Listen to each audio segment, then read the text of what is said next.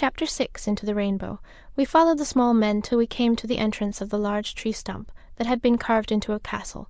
We were so tall to it, we could see right into the courtyard. We watched as a small man went running into a tower and peered out at us, saying, "What do you earthies want?" Killen, being more calm, answered, "We wanted to see Merdale, the giant gnome king, and to seek his wisdom on a private matter." The guard looked up and down and said with a laugh in his voice, "He isn't here right now. Even if he was, he surely wouldn't talk to earthies and their pets." Tolo, who had been quiet this whole time, said, "You gnomes should use more respectful words when talking to the princesses of Merdale, the daughters of Colac." The guard stood up straight, holding his spear at attention. "Forgive me, I didn't recognize you. Please come in and be welcome." He told a small boy gnome to bring us food and drink. The boy came back with thimble-size golden goblets filled with water and some bread. All of us gave thanks and let the food and drink touch our tongues. Though the food was small, great flavors continued to fill our mouths. Lily said, "Sir, we dare not come in because of our size. We might accidentally step on one of you." The little gnome man laughed once again and said, "My cousins, look at yourselves." Before he could finish talking, we slowly watched the ground get closer and closer till we were as small as the gnomes. The small gnomes opened 2 large doors, just enough so we could enter. He opened his arms to welcome us, but Tolo got in front of him and said, "We came to see Merdale, the king, about the location of the Ancient Ones." The little man just smirked at Tolo and said, "I shall announce your presence to the king." Lily looked to him. "I thought you said he wasn't here." The gnome replied, "Well, he wasn't here, he was there. Grandma told me gnomes were tricky with their words." The king, who had seemed to be thinking the whole time while we were talking, stopped pulling on his beard and said, "There's only a few of my people left who know of the Ancient One's resting place.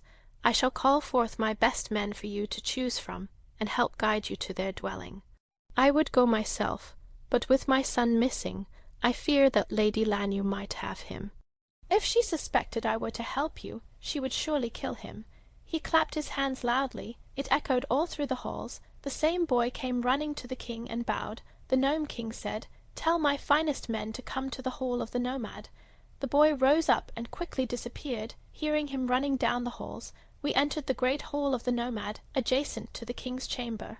We saw, as we entered the opening doors, 10 good strong gnomes standing at attention and ready for whatever the king commanded. We looked at all of them. They all seemed so perfect in their talents they showed us. But what talents would we need? We decided only to pick 2. To be fair, Lily and I would choose one each that we thought would be useful. I chose a man who was wearing armor and had a beast that resembled a mammoth to ride. While Lily was not able to find one she liked, we heard a door open and slam. A tiny man who was much smaller than even the children came in and pushed us aside and stood in line with his elbows crossed, frowning downward. Lily said, "I choose him." The king said, "Princess Lily, this is Moro. It means large one in our language, but Lady Lanyu has put a spell on him. One day they met up in the woods, and he got so upset with her, he up and bit her. It left a pretty angry-looking mark that I'm sure hurt like 1,000 stings from a warrior's spear.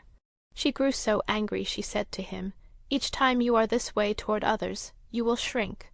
Before the gnome king could say much more, Tolo placed his hand on the king's shoulder and in a sad tone said, "We must leave, it grows late." "So it is," the gnome king agreed. "You must go now. If you see my son, tell him I hope he returns home to us." We nodded and climbed onto Tolo and Killen's backs. Lily spoke with a smile, "Come on to the little guy." Moro grumbled and climbed onto Killen's back, almost falling off as Killen started to run, while my gnome rode on his mammoth-like creature. Though very small, the mammoth kept up with me and Tolo easily. We reached the rainbow's end just in time to get out.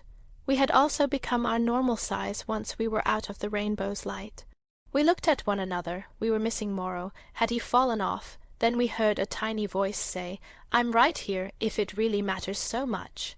Lily looked down. He was hanging on to one of Killen's hairs. Lily said, "Moro, you'd better go in my pocket, or else we might step on you." She picked him up and placed the complaining little Moro into her pocket and buttoned him up in it. His complaints became muffled, which seemed to please Killen.